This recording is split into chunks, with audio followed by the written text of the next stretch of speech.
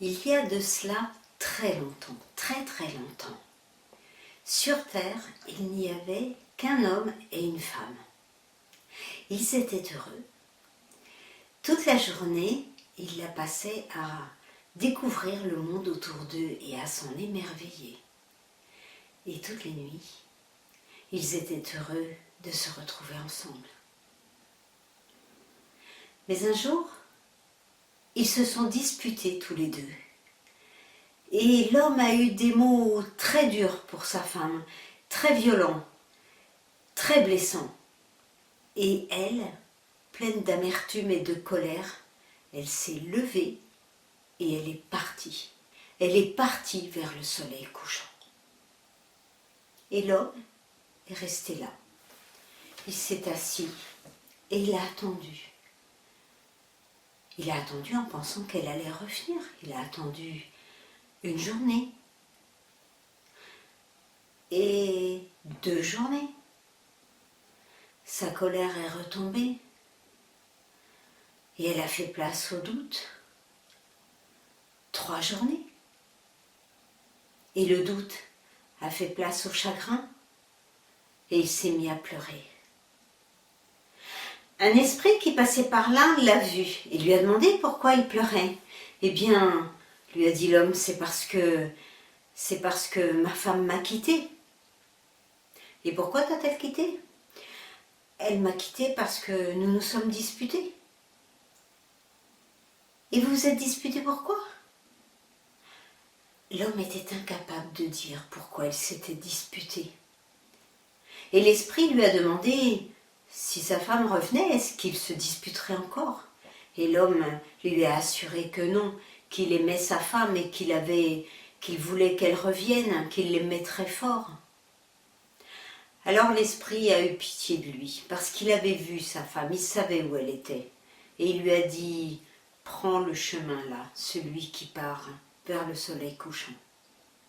Et l'homme est parti. Mais la femme avait 3 jours d'avance sur lui.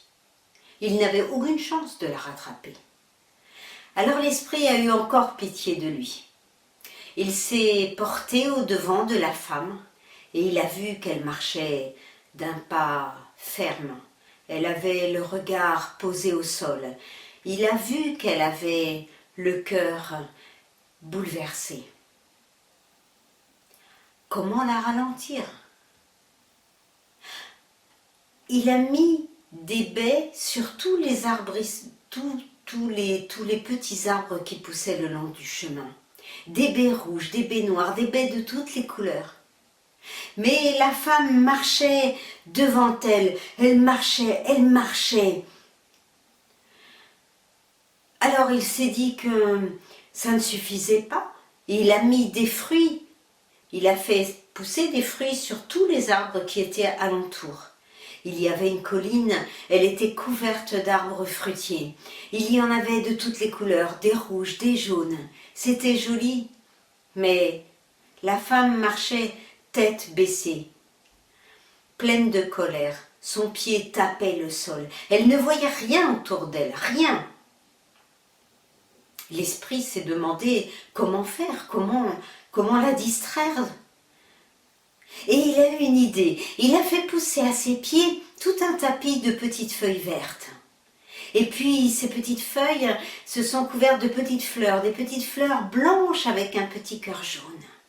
Et bientôt, ces fleurs ont donné des fruits d'abord verts et puis rouges en forme de cœur. C'étaient des fraises. Et l'esprit était malin. Il a fait pousser les fruits ensuite derrière elle, l'obligeant à faire demi-tour. Et elle, quand elle a marché sur ces fruits, elle a senti un parfum. Elle a cherché autour d'elle ce que ça pouvait bien être. Et puis son regard s'est posé là. Et elle a vu ces petits fruits rouges. Elle s'est penchée, elle en a mangé un. Oh, c'était bon! Alors elle en a cueilli un autre, et puis encore un, et elle est obligée de faire demi-tour. Et elle est repartie dans le sens inverse, et elle a cueilli des fruits. Et au bord du chemin, il y avait des grandes herbes. Elle les accueillit et elle en a fabriqué un petit bol. Et dans ce bol, elle accueillit des fraises, les unes après les autres. Et pendant ce temps-là, son mari marchait vers elle et il l'a rejoint. Et quand il a été près d'elle, elle lui a tendu le bol et elle lui a dit « C'est pour toi que je les ai cueillis ». L'homme a pris un fruit, une fraise, il a goûté. C'était bon. Alors, main dans la main, ils sont rentrés chez eux. Et plus jamais ils ne se sont disputés. Et c'est depuis ce temps-là qu'on dit que les fraises sont les fruits de l'amour.